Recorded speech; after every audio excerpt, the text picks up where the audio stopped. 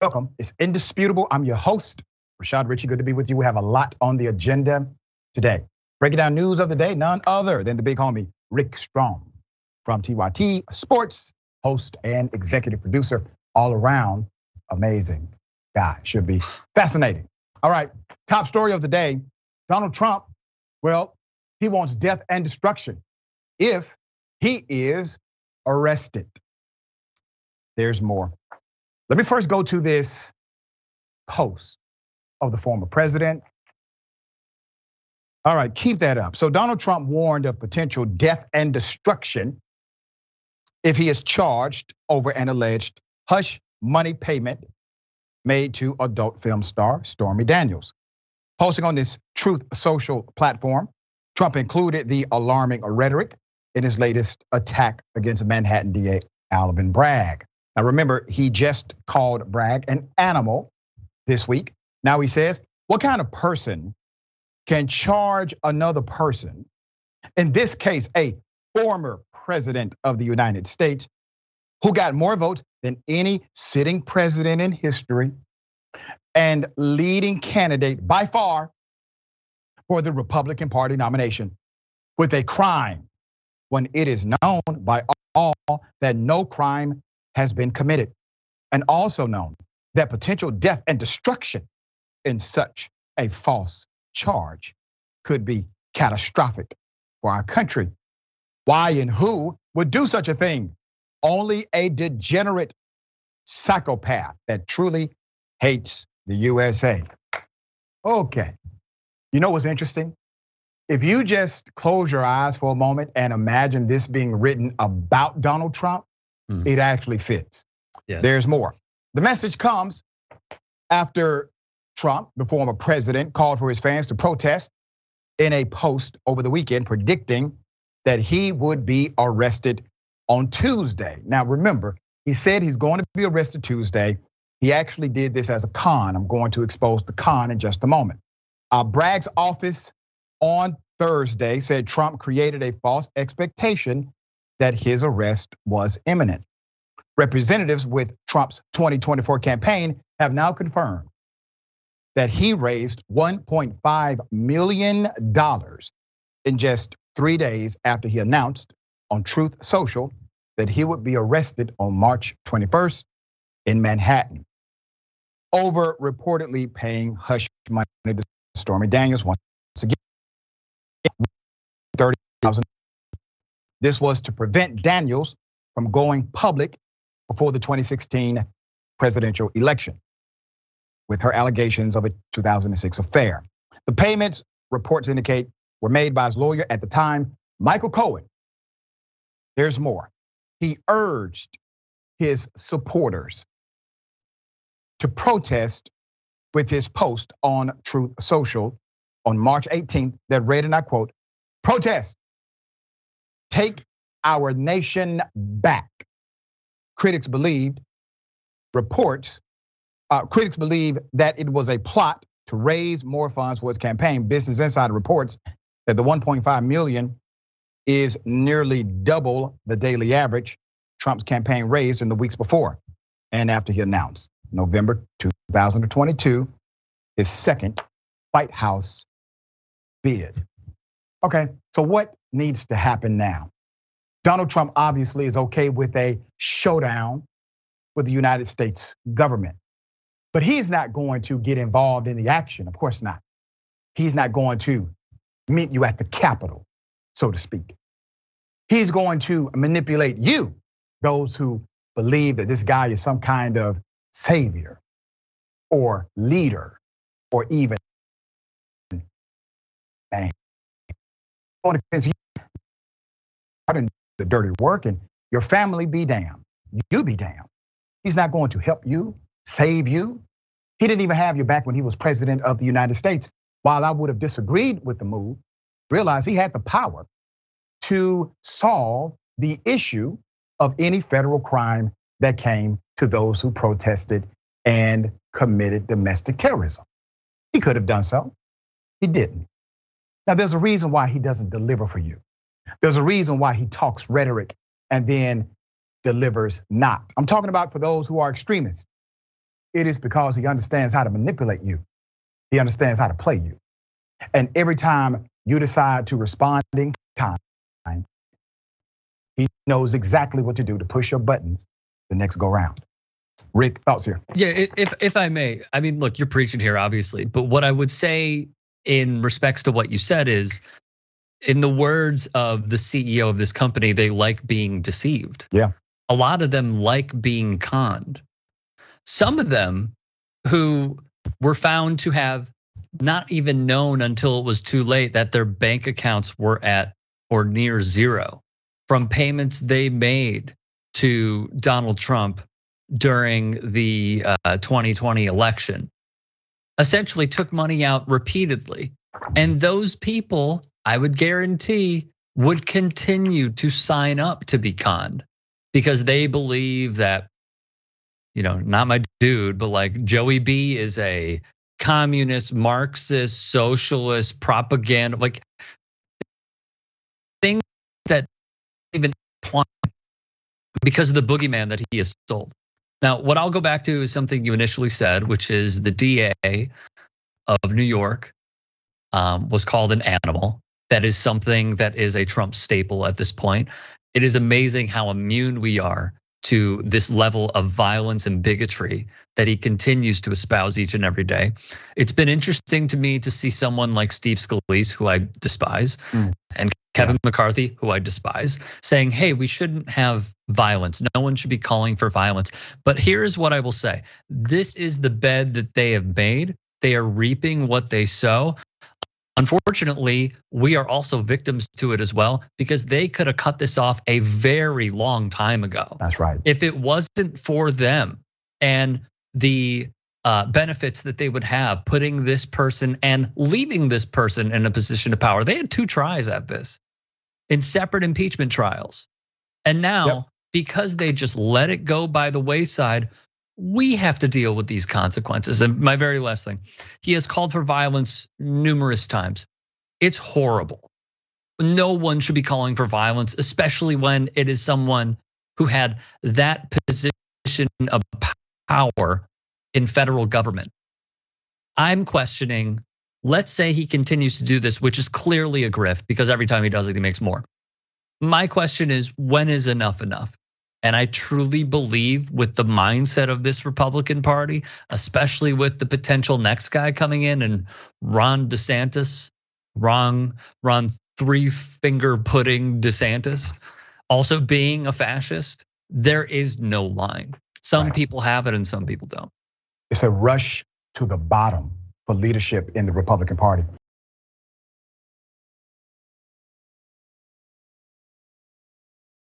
All right, Fulton County, Georgia, sheriff's deputy doing inappropriate things with those incarcerated. Let's put up the picture full mass here. This is former Fulton County detention officer Kawana Jenkins. She is now facing charges for inappropriate contact with at least one incarcerated individual.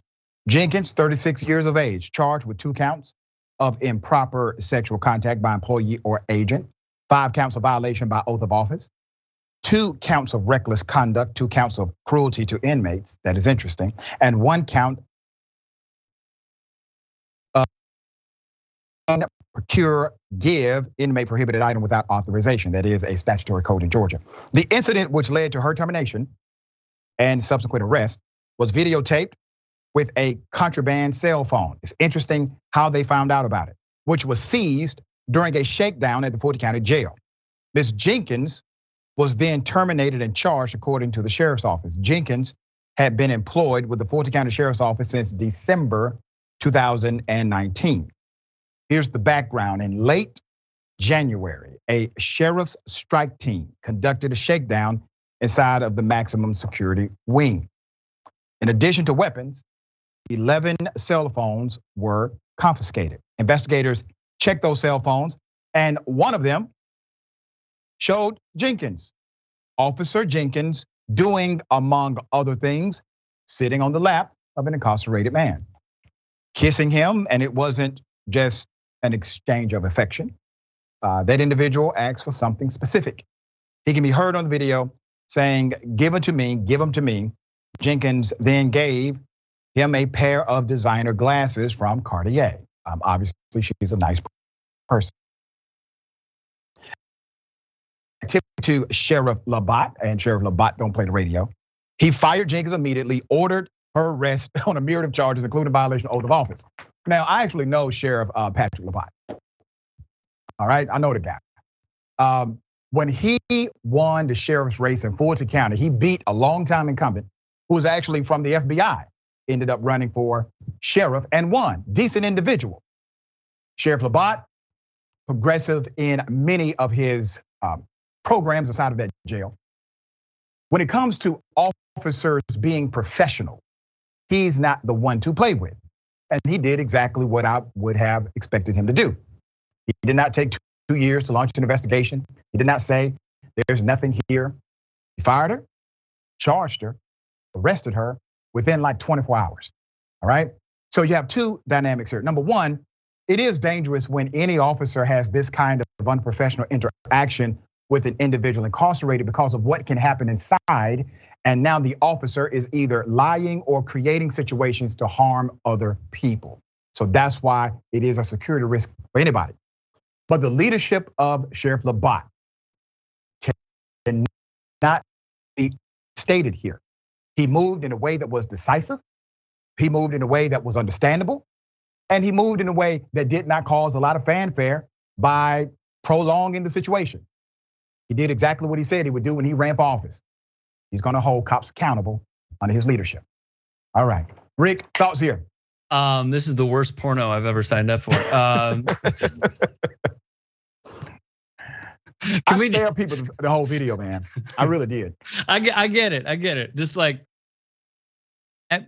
anybody that's watching this, all right, let's just be clear about this. You knew your mind went to it, okay? And if you're saying it didn't, you're a sucker. Yeah. You are a sucker. Okay, on a serious note, the guy that she had an alleged relationship with is a terrible human being, locked up for a good reason. I have the notes here. Jamal Ward was charged with murder and aggravated assault. Yep. Arrested in February on charges of aggravated assault with intent to rape, and many other charges. And Jenkins went on his lap. Here's what I will say. And she was released on bail. Here's what I'll say. I'm glad that we're having these punishments come down because this sort of, because then obviously it's a conflict of interest. What I would also say is, I truly wish, because Doc Ritchie, you brought us a story previously about the misconduct that guards had at different jails and how they were beating the you-know-what out of inmates. Where is this quick, swift reaction from videos like that? That's right. Like, I mean, is this bad with Jenkins? Yeah, no question. It was, a little more loving. But what I would say is, if they're gonna act this quickly about inappropriate, like sexual touching, how about they come down that much quicker, swiftly, harder on prisoners who beat the crap out of inmates, unprovoked, jump them, suffer concussions, mental anguish, what have you, and we rarely see justice. That's what I would like to see. And that is why it's important to show the world that, one, it can be done. Because remember, they used to tell us there's nothing we can do about it. We have to wait for the investigation to be finalized, etc. Nope. We see clearly it can be done. Now, if the sheriff gets sued later, whatever, right? The person is not going to get their jobs back. We know that for sure. And it is definitely a fireable offense on face value.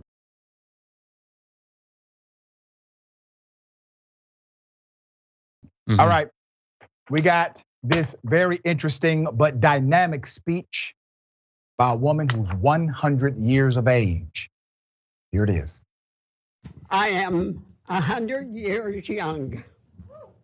I'm here to protest our school's district book banning policy. My husband, Robert Nickel, was killed in action in World War II. At a very young age, he was only 26, defending our democracy, Constitution, and freedoms. One of the freedoms that the Nazis crushed was the freedom to read the books they banned. They stopped the free press, banned and burned books. The freedom to read, which is protected by the First Amendment, is our essential right and duty of our democracy. Even so, it is continually under attack by both the public and private groups who think they hold the truth. She said more. Here it is. In response to the book banning throughout our country and Martin County, last year, during the time I was 99, I have created this quilt to remind all of us that these few of so many more books that are banned or targeted need to be proudly displayed and protected. And read if you choose to. The quilt was shown on national TV as part of Ali Valshi's Banned Book Club segment. Banned books and burning books are the same. Both are done for the same reason: fear of knowledge. Fear is not freedom. Fear is not liberty. Fear is control. My husband died as a father of freedom. I am a mother of liberty. Banned books need to be proudly displayed and protected from school boards like this. Thank you very much. 100 years of age. Living 100 years guarantees that you have experiences, you have some wisdom, you have some insight that we do not. The historical context in her comparison is accurate. The Nazis did the same, not because they disagreed with people reading, but because they disagreed with people thinking. They wanted to eliminate knowledge. Knowledge creates independent thought patterns. It is difficult to indoctrinate a class of individuals if you have knowledge. But when you shortstop the information, manipulate the facts, provide his story rather than history, you can then manipulate the masses to do your bidding. Way to go. Let's put her picture up full mass here. Very thankful for your leadership, madam. 100-year-old widow to a World War II veteran is seen there comparing her Florida county's book ban to Nazi Germany. Her name is Grace Lynn. Miss Lynn attended the Martin County School Board meeting on Tuesday to protest against Florida's new law that only allows books which are now state approved on the reading list.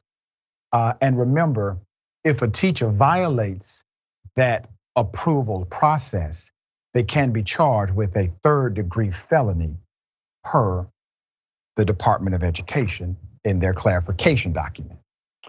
In Lynn's powerful message, she says, banning books, remember this quote, banning books and burning books are the same. Both are done for the same reason: fear of knowledge. Fear is not freedom. Fear is not liberty. Fear is control. And I want to remind you, anytime you see the tactic of fear, I want you to remember what fear is. F-E-A-R. False evidence appearing real. All right. Dear brother, thoughts here? Great stuff all around.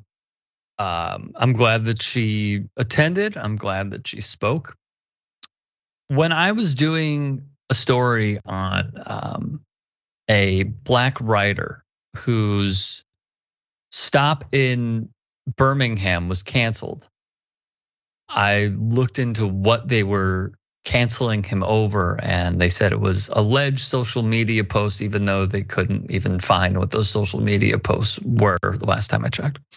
And he also wrote a book that was going to be banned, which was about Tommy Smith, who is one half of the Olympic gold and bronze medalists at the 1968 Mexico Games, when they famously stood up there and protested the same things that Mahmoud Abdul-Rauf and Colin Kaepernick were protesting, and many others will be protesting, I'm sure.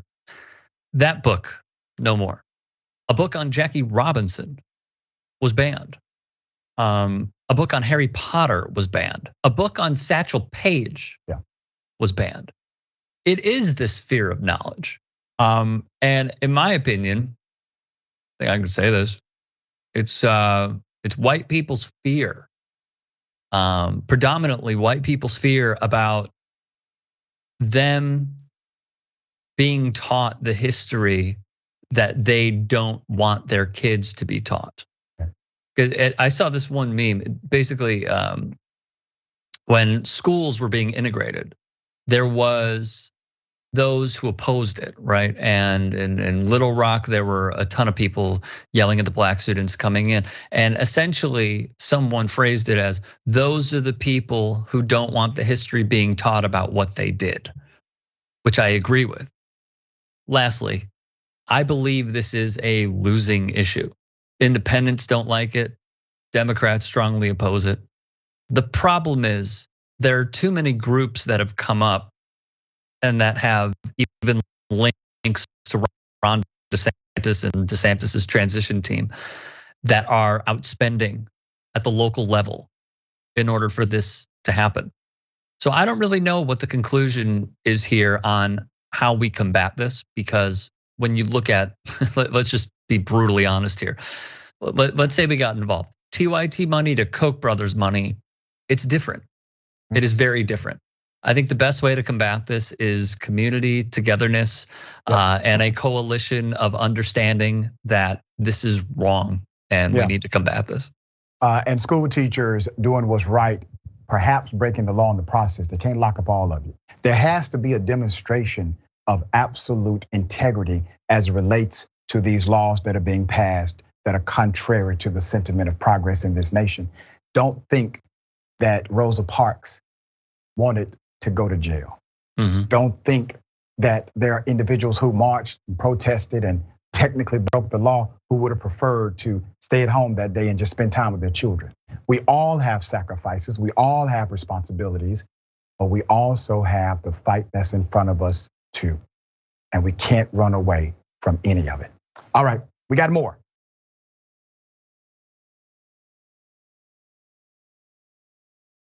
All right, welcome back. A lot of show left. Let me read some of these comments. Cheesecake Brownie, that sounds good, by the way, says, does anyone know how to feel sorry for anyone who donates to Trump? They know exactly what they are doing and getting. I agree with you. They know Tucker Carlson is lying, right? They know Tuck is lying. His cell phone messages have proven he's a liar. He had record ratings last week because, as Rick said, they want to be lied to. I agree 100%. The Progressive Alaskan says, this is a threat against the country. Arrest him for inciting violence and sedition as well. Yeah, got the wrong person in the presidency for that at the moment. All right, C. Michael Henson, thank you, C. Michael. Haven't Trump supporters learned anything by now? On January 6th, Trump said, let's march to the Capitol, and I'll go with you. But his mind said, I ain't going down there. Stop being tricked. They won't. Tyler Hackner, thank you, Tyler. What an amazing, awesome woman. Love her. Talking about the woman that gave the blazing speech. It was amazing. All right, Double Doser, what do we have? Okay, no, we got Double Doser, member for 9 months Forbeszilla, Godzilla, Dragon. Thank you so much. After many months of being too busy with work to be able to catch the show, I'm glad to be back for your news. And to MOD, much love and respect. Doc, much love to you. The hearts and the smiley faces always appreciated. Jason Meisner, welcome to Indisputable. We appreciate your support. All right, got something for you. Ladies and gentlemen, I wish you Karen would. You want to call the police on them for having a barbecue on a Sunday. I feel free! Back off! I'm going to tell them there's an African-American man threatening my life. You right now, the fact that I got a little weird with you is because I'm a guy, whatever. Don't hold that against me right now. All right, I just want a little space. No, I don't care what you want. I just honestly. I do not care about you honestly wanting a little space right now. All right. Because you know the reason I say that right now is I could leave right now. You'd have no water. Okay. Your carpets aren't clean. Okay. Your blinds aren't up. Yeah. And nothing's taken care of. So if you ignore me right now, even if you look at your phone once, I'm leaving. Okay? Don't look at your phone once. Pay attention to me.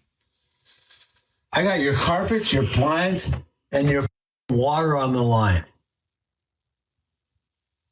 Mm-hmm. How are you going to treat me right now?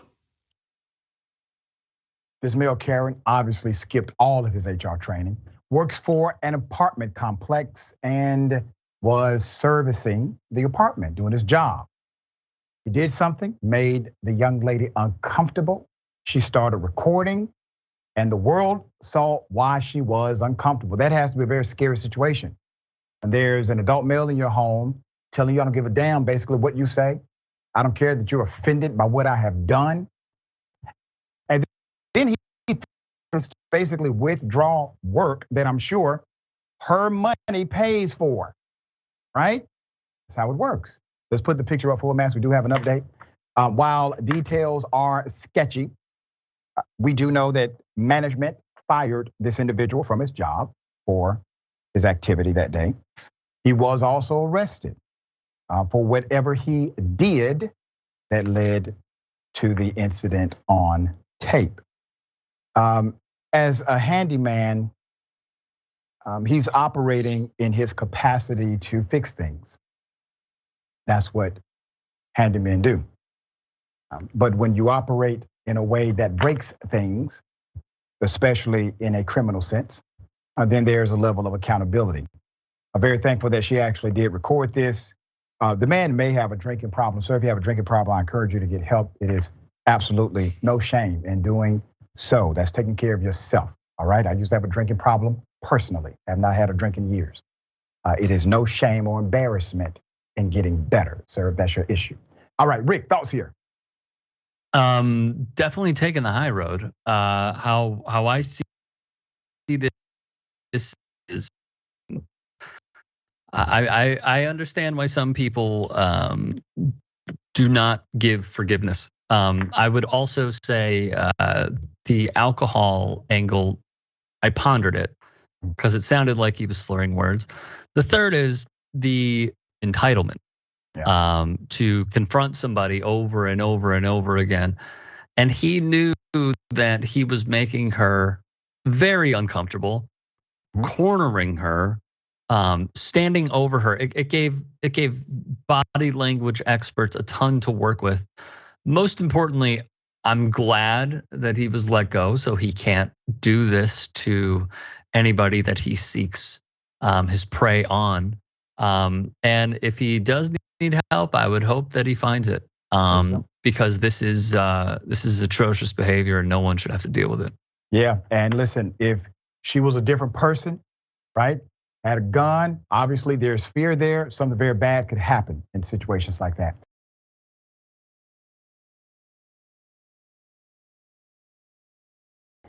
All right, got something for you. Anti-Karens unite. You're screaming at employees in Walmart. Get out of here. Not racist. Yes, it is. No, it's not. The United States doesn't have an official language, jackass.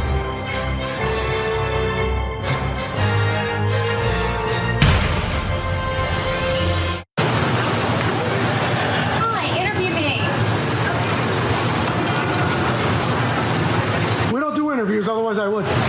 What are you doing? I am trying to take some video and pictures, and people keep asking me what I'm doing. So that's what I'm doing. I'm trying to take pictures and video. Of what? I don't have the sun's not going to be up long enough for me to explain everything to you. Then why are you doing it? What is it? What's the real question? What do you really want to know? What are you doing? Taking pictures and video. Okay, why? Because that's what I feel like doing today. Okay. Why are you shopping at the loft? Because I love to shop there. Well, there you go. Carry on with that. I hope you enjoy yourself. Hope you're having a wonderful day. I hope you get sued. You hope I get sued? I do. Sued for what? For badgering.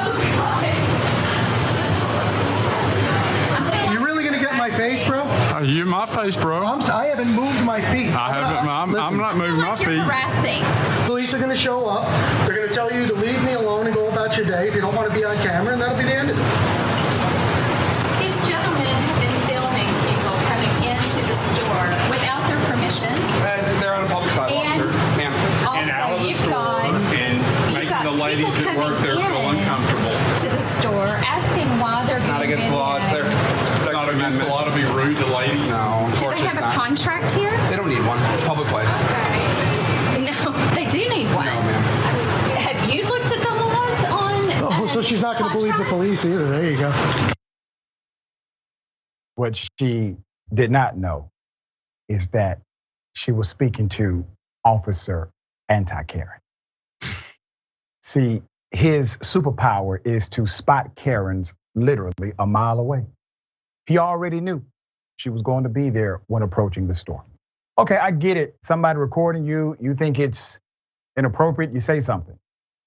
Going to the police, then arguing with the police was fascinating because the police, they were the least aggressive in this entire ordeal. Mm-hmm. These were some aggressive senior citizens, Rick. Yeah, thoughts? Yeah, I mean, we've covered this like millions of times. Anything that is in public view, yes, you can record anybody. You can take photos or videos of any public building.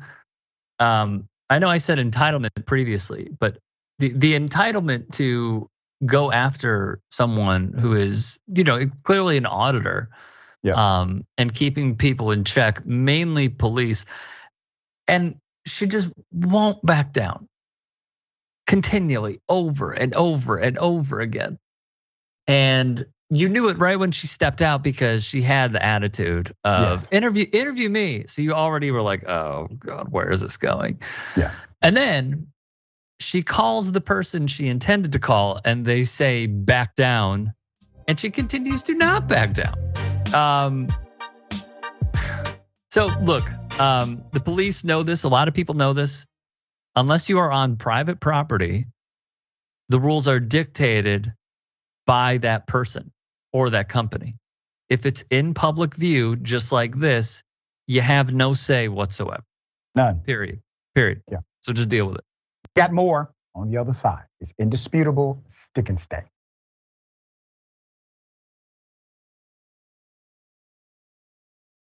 Welcome back. Always a pleasure to be with you. A lot of comments. I will read as many as I can. Mo Fury, the Karen motto, I am owed an explanation because I exist. And if I am uncomfortable, then it is your problem to fix. It kind of rhymes, bars. I got to give you bars for that one. All right. Brett Campbell, AKA Dragon My Ass. You got to love Karen in a uniform. Rare. They do exist. We've seen them a couple of times on here. Larry Colloway, thanks so much, Larry. Thumbs up to you too. And Rose Smith, I saw that also, Rose. I loved when she started to follow the cop. Always needs the last word. And I love how the cop was unbothered. All right. Very sad situation. A SWAT team shoots an innocent man sleeping on a couch. Let's put up the picture. Full mass. The West Virginia State Police. This is their special response team.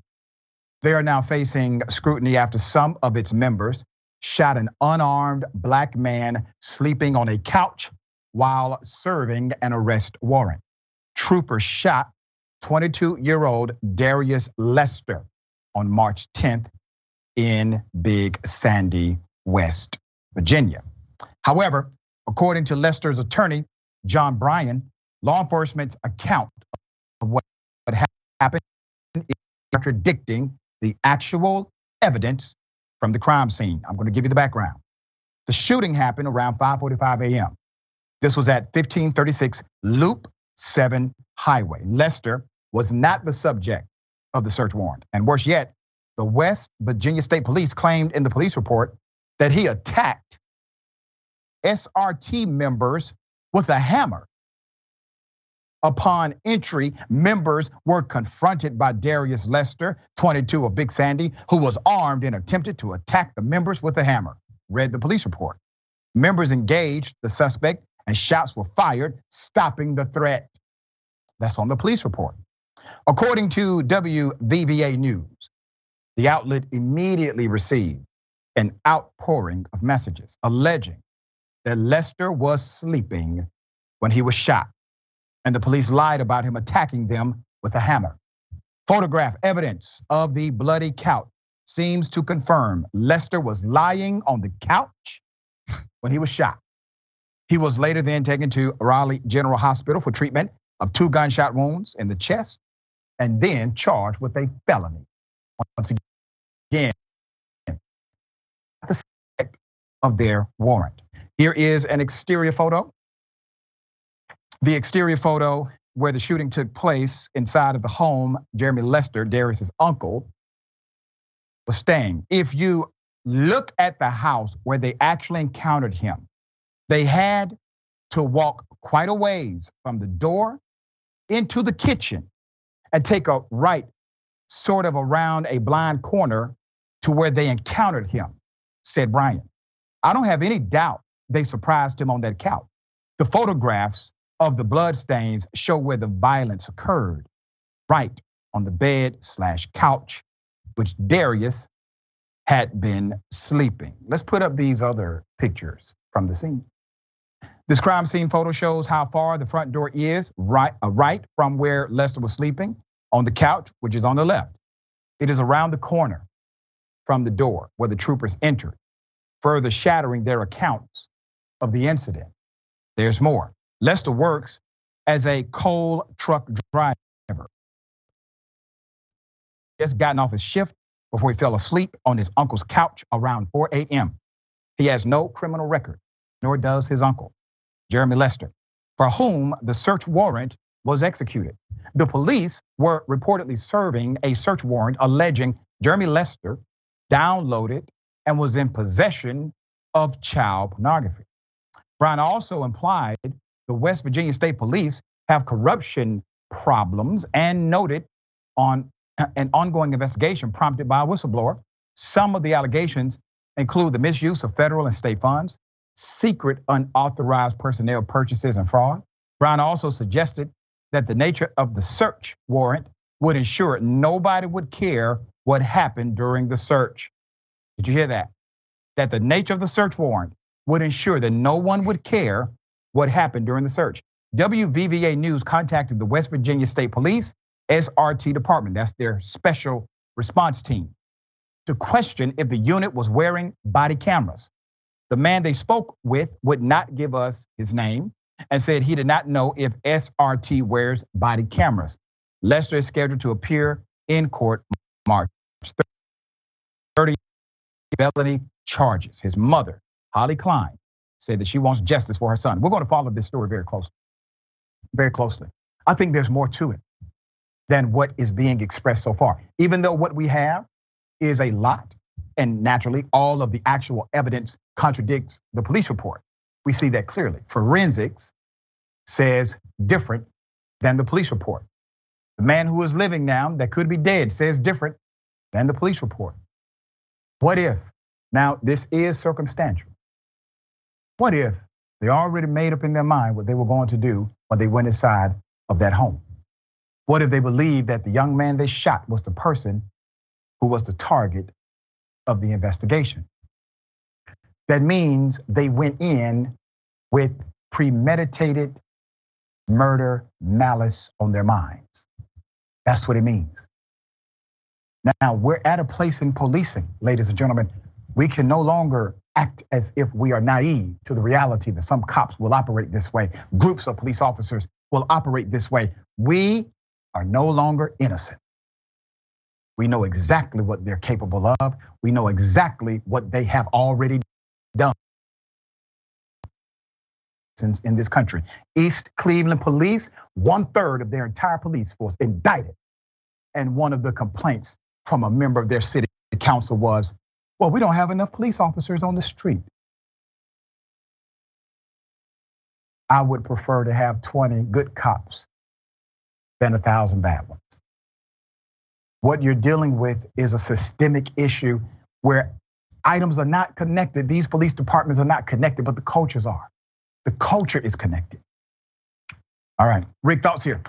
So something that I've seen that I think is a positive, although we are nowhere near the finish line, is when different outlets will report on situations such as these, and they will print the police statement without what they are alleging or corrections on said allegations. That's something that I would obviously like to see changed, because when researching a lot of these stories, they will print the police statement, but they won't state what was inaccurate about it or how it was blasphemous. You can go to what was the biggest moment in the year of 2020 when it came to policing. It was George Floyd. What was the initial police statement? It had nothing to do with strangulation. That's right. And it had everything to do with blaming it on George Floyd. So what I question is, where is the body cam? The police are so quick and steadfast to come out and say, no, we absolve ourselves because look at the video. And yet every time that there is a question, we don't get it. I think people are starting to become more and more aware of this, but I don't know how many more instances it's gonna take. And what I will say is this: The Intercept had a report where they showed through their own journalism that a lot of these members of law enforcement and local precincts were affiliated with white supremacist organizations. There is a bias there. And I end with this. The one thing that needs to be eradicated is qualified immunity. Yes. And or these officers and their police unions paying the settlements and not the taxpayers, because then I believe you will see real change. Yeah, even if you simply have cops get their own malpractice insurance, you will see a massive change. Yep. If communities can simply start enforcing laws that cops have to enforce themselves, if a city council or a mayor has the wherewithal to hold them accountable, you see things change quickly then too.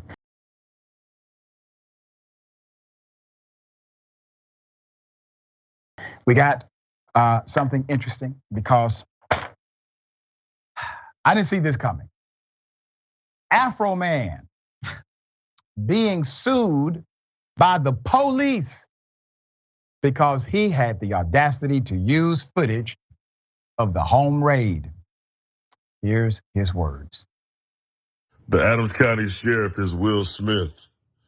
And I'm Chris Rock, you know what I'm saying? Hey, y'all get ready for this Netflix special. The Adams County Sheriff has selective outrage, you know what I'm saying?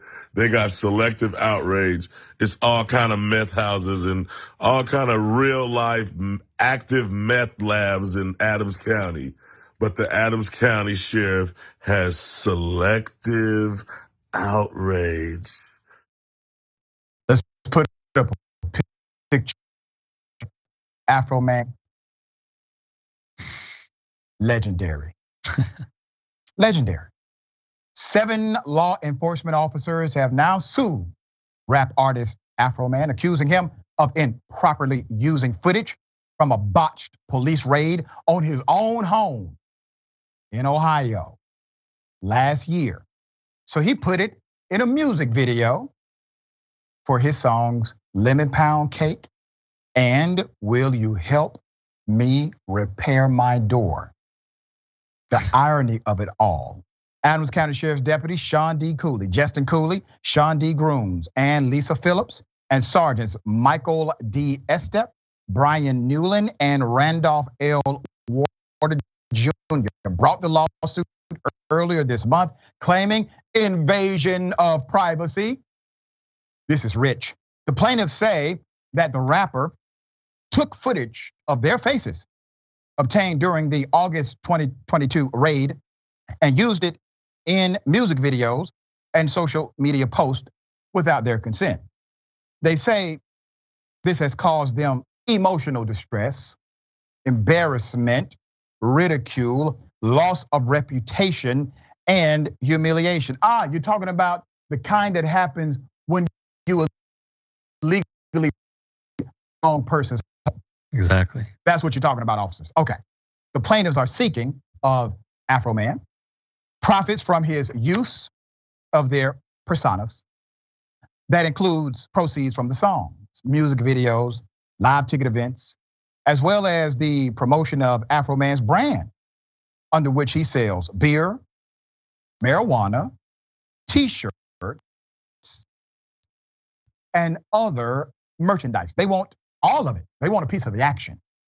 They also seek a court injunction to take down all videos and posts containing their personas. Here's a shirt with an image of Sean Cooley beside Peter Griffin from Family Guy around a lemonade pound cake. All right. So these are the things that the officers are upset about. Afroman recently mocked Officer Cooley following the lawsuit. Here it is. Oh yeah, man, that's my favorite one. Officer Pound Cake, Family Guy. Where's he gonna look next? Oh, Officer Pound Cake. Wait, oh, he don't like collard greens and cornbread, black eyed peas. Wait a minute, hey. Let me know what you want next time, man. I'll grab it for you, bro. Lucky he's a family guy. He is clowning the hell out of them. Let's put up a picture of the judge. Afroman is not going to stop. So he took this Instagram Thursday to call out the lawsuit and the raid. Essentially, a racist judge, Judge Roy Gabbard, he says, signed a fictitious false warrant accusing me of kidnapping and drug trafficking. The warrant put the Adams County Sheriff in a position to attempt to kill me.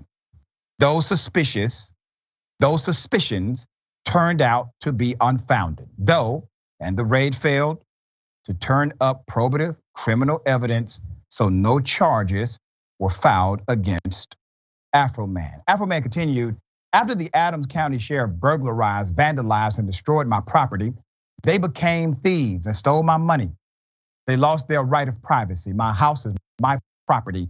My video camera films everything on my property. They became my property. I got more. Listen, Afroman is legendary. All right, there's more. I use my footage of my property to raise money to pay for the damages they done. Not knowing who the criminals were operating in the Adams County Sheriff's Department, I gave them humorous nicknames. I am a law-abiding, tax-paying citizen who was violated by criminals camouflaged by law enforcement. And now a statement from my attorney, Anna Castellini. We are waiting for public records request from Adams County. We still have not received. We are planning to countersue for the unlawful raid, money being stolen, and for the undeniable damage this had on my client's family, career, and property.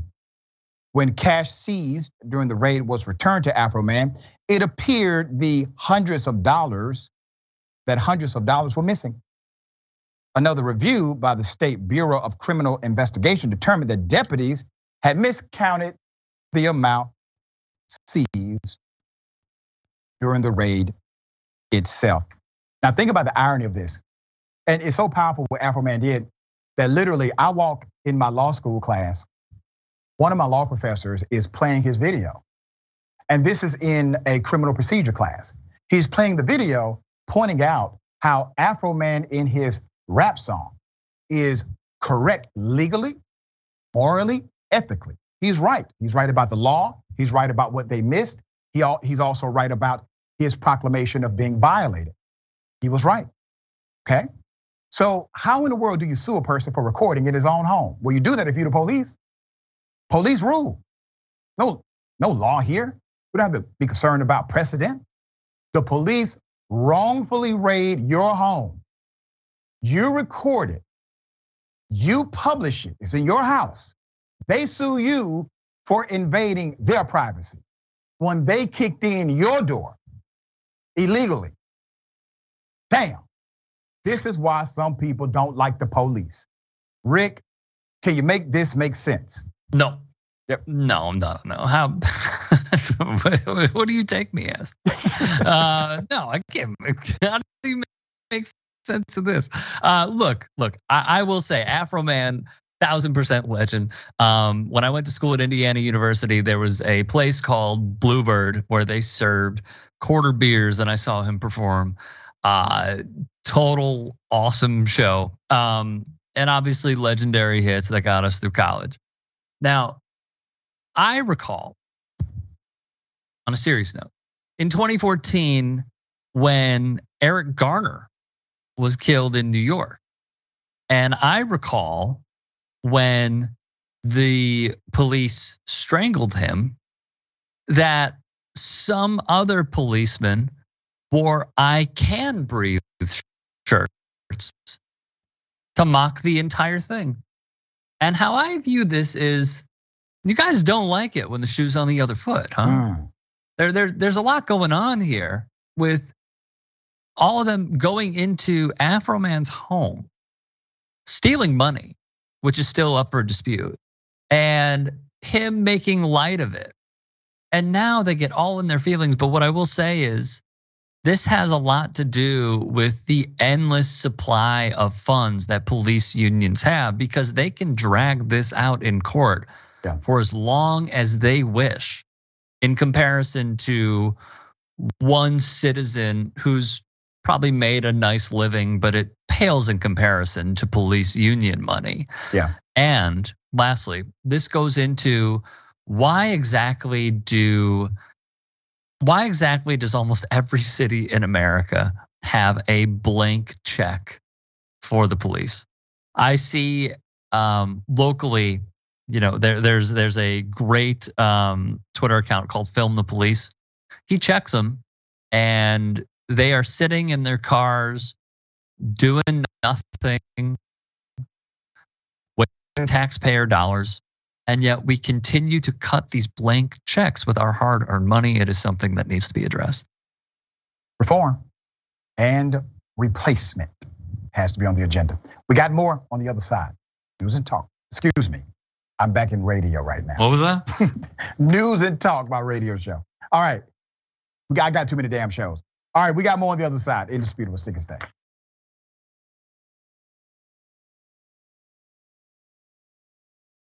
All right, welcome back. A lot of show left. Always good to be with you. I'm going to read some of these viewer comments. Thank you for joining the program via conversation.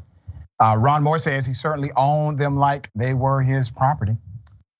Chipmunks, PDX, purposely lying on a police report should have minimum jail time period. That's right. It is illegal, by the way, rarely enforced. Could be felony. We have an update. A man pleads guilty for terrorizing neighbors. We covered this originally when it went down. All right, put up the picture full mast. This is actually moving in the right direction. William McDonald, one of the most blatant racist citizens of Wisconsin, has now pleaded guilty to 1 felony and 1 misdemeanor after being charged by federal agents for a series of hate crimes. The criminal, 45-year-old resident of West Wisconsin, had been threatening violence upon nearby residents for the color of their skin. Here are just some of the heinous acts he admitted to. In April 2022, after a black woman moved into his apartment complex with her 2 minor children, McDonald decided to vandalize the family's front door with racial graffiti and left a note calling her family a racial slur and demanding the woman leave the building. McDonald then turned his racial outrage toward greeting his new neighbors with hate. McDonald confessed to vandalizing a black woman's vehicle parked outside of her apartment by slashing her tires and smashing her windshield and leaving a note on her car laced with racial slurs, threatening to slash her throat and demanding she move out of West Alice in March 2021. A week later, he then slashed 2 of her car tires, left another one filled with another note filled with racial slurs, with a warning that she move out of the neighborhood or suffer violence. Here are Tanithia Addison and her fiance, Reginald Wilkerson, who had a safe house for their child in another location so they would not be subject to McDonald's racial cruelty. The couple faced constant sleepless nights, fearing threats of harm, according to Mr. Wilkerson. He recalled being told to go back to where he comes from under threat of injury to him and damage to his property. You're looking at some of the examples of the damage. As for the threats, one letter said, "Get the F out of my neighborhood, N-word." And another note read, "You thought I was playing about driving and speeding in my neighborhood, you piece of ish. Get the F back to the effing north side where you belong before I put sand in your gas tank." With over 9 African and Latino victims that McDonald targeted, terrorized, and stalked, he has pleaded guilty to 1 felony and 1 misdemeanor and faces a maximum of 11 years in prison with a scheduled sentencing of June 29th. The DOJ Civil Rights Division handled prosecution, and the case caught the attention of East Wisconsin Attorney General Gregory J. Hanstad, top-ranking federal law enforcement official in the Eastern District of Wisconsin, and he issued a statement of support to the victims of the case. It says, and I quote, "The conduct at issue in this case strikes at the very core of the civil rights guaranteed to every American citizen under federal law. I commend the courage of those targeted by Mr. McDonald for coming forward. The U.S. Attorney's Office remains committed to working with all federal, state, and local partners to hold individuals who violate the civil rights of others fully accountable under federal law." The reality is, yes, the federal government got involved. Yes, the federal government moved this thing in the right direction, but it was still slow based on what he did. Remember, he had been harassing people for years, racist for years. Complaints had been coming against him for years. The apartment complex allowed him to remain there, even though he was antithetical to the livelihood of black and brown people. So you have a prosecution. He's charged with a lot of crimes because he did a lot of crimes. He gets to plead down to basically 1. All right, I know they say 2 is basically 1. So he pleads down to 1, and the dynamic is, well, it's a maximum of 11 years. He will never get the maximum. It won't happen. It should, but it likely will not. Why accept a plea deal? The man is in the wrong, and you have significant evidence to go ahead and do what you do to gangbangers. Make an example out of them. Isn't that what you say? You hold press conferences and you say, we're going to make an example out of these people. We're going to not accept any plea deal. Why do we continue to accept plea deals from racist terrorists in the United States of America? Why do we allow that? That should be the abnormal remedy, not the norm. All right, Rick, thoughts here?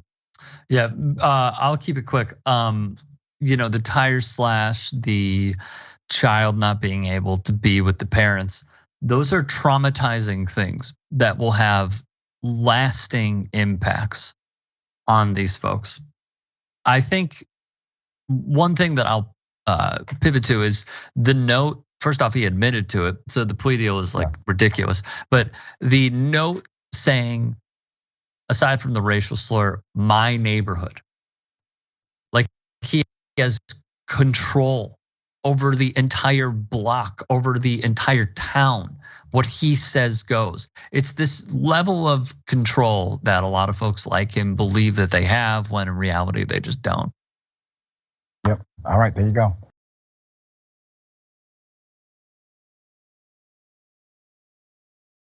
We have an exclusive update. A man who was shot and killed by the police.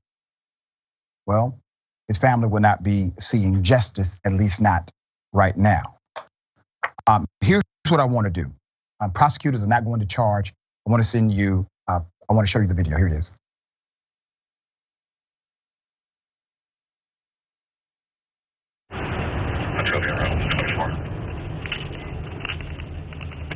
If I can get someone over here in the car with me, I'm going to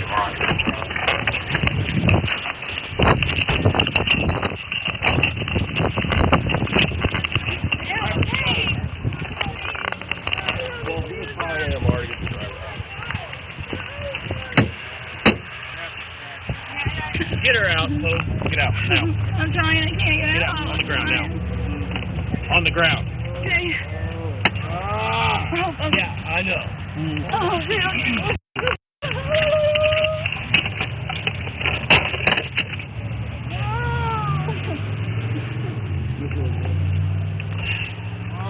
Hey, don't move your hand. Hey, he's got a gun. Put it down.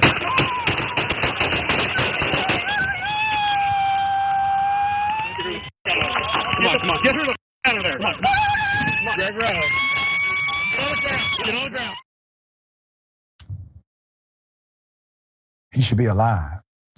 I'm going to tell you why. Put up the picture. A black man was shot and killed in Independence, Missouri, following a short vehicle pursuit in which the suspect ran a red light. His family said they didn't learn of his death until days after the shooting. Now, Jackson County DA has declined to prosecute the police who shot him following a grand jury decision.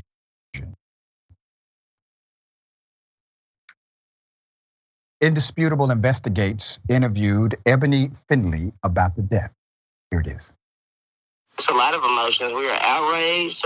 We don't understand why they wouldn't, especially after seeing the footage. It was just very heartbreaking to hear him groan and to, then the execution style shooting that took place because and we went to I don't know if it's the coroner's office or what, but I mean he just looked like they gunned him down like he was a monster, and just to know that he was incoherent, man, I don't know. I mean, how would you feel? Put their picture back up again. You heard the officers say, "Gun, there's a gun."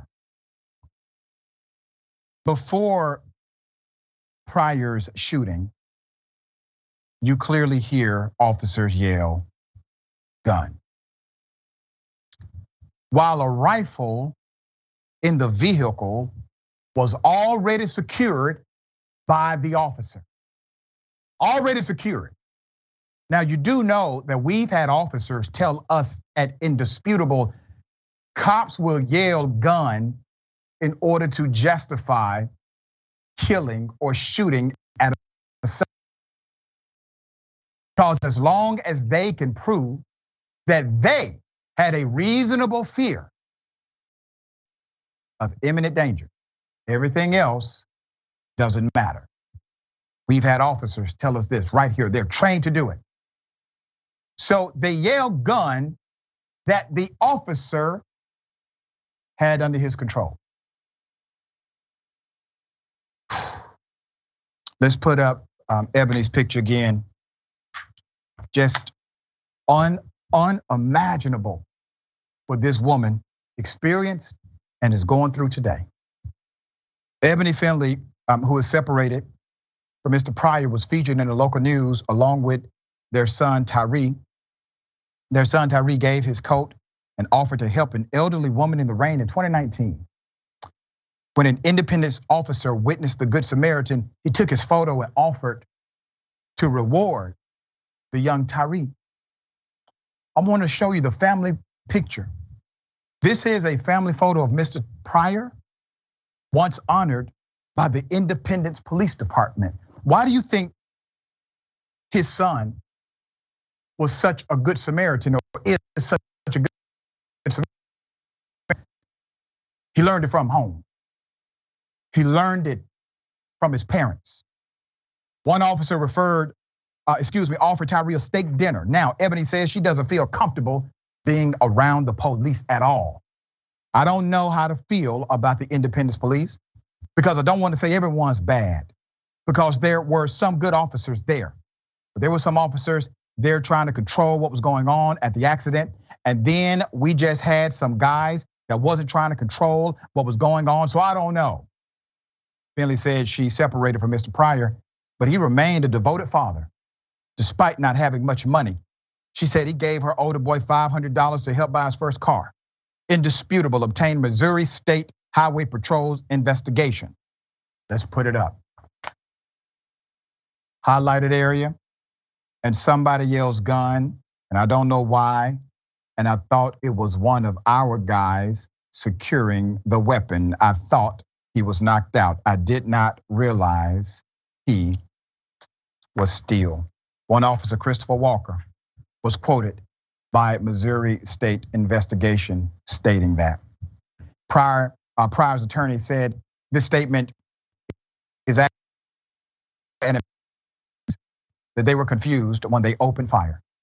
Initially, they said police claimed a second handgun was present, but they found no other handgun. Literally, the police yelled gun over a gun that they had already secured.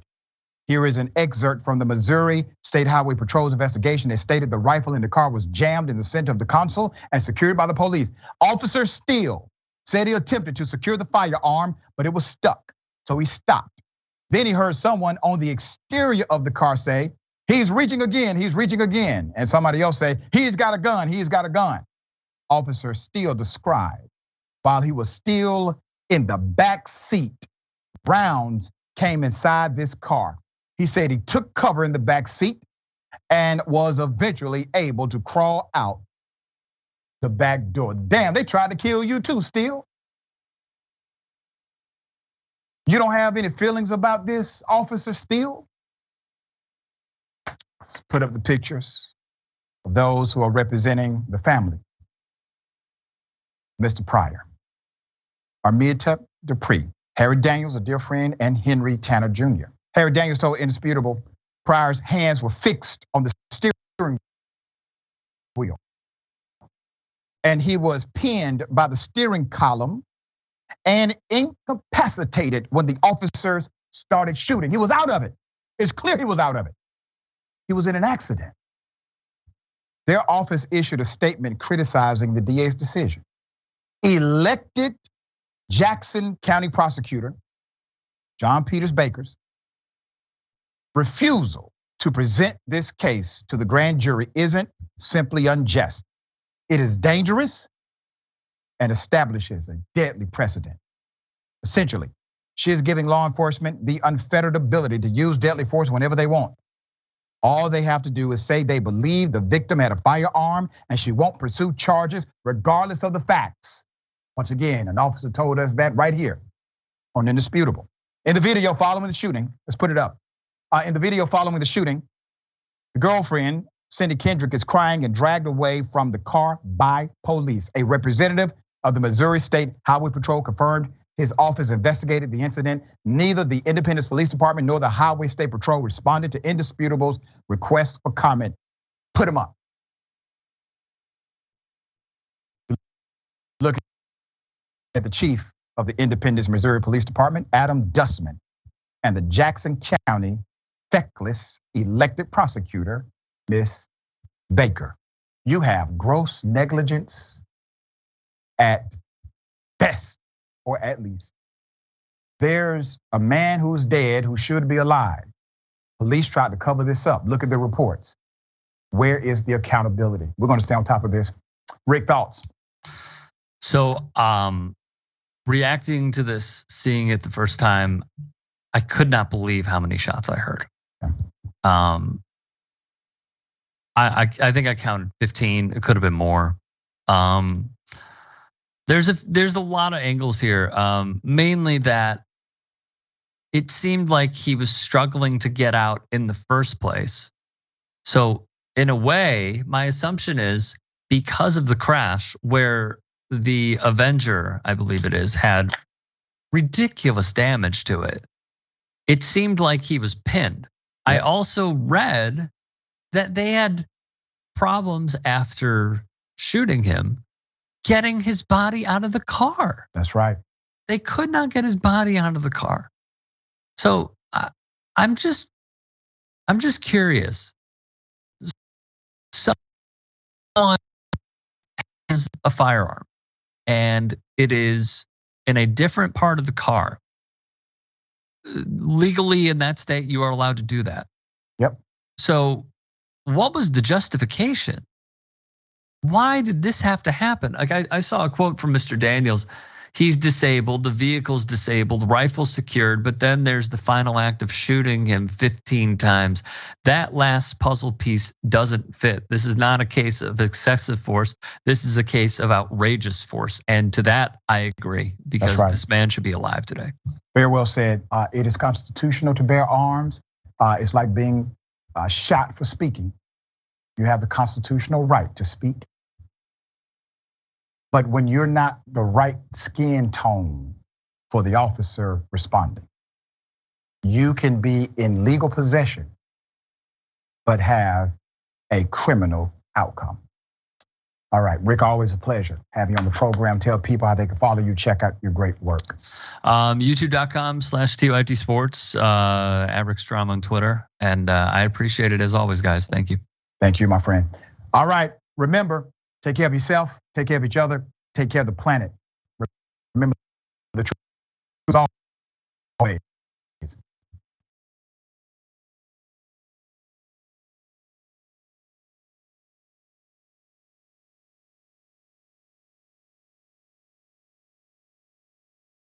Indisputable has been named the fastest growing news TV show in the United States of America, compared to all shows on CNN, MSNBC, Fox News, and roughly 30 others. What do we do on this show? We tell the truth. You know why we tell the truth? Because the truth is simply indisputable. Donald Trump radicalized citizens. He's the chief terrorist. Republicans still want you to think that critical race theory is the greatest evil that can happen in K through 12 education.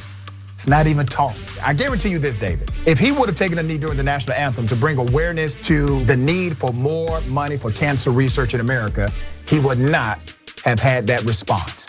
It was the fact that he took a knee for black folk and brown folk. You rather pick the voters because you're scared of the voters picking the politicians.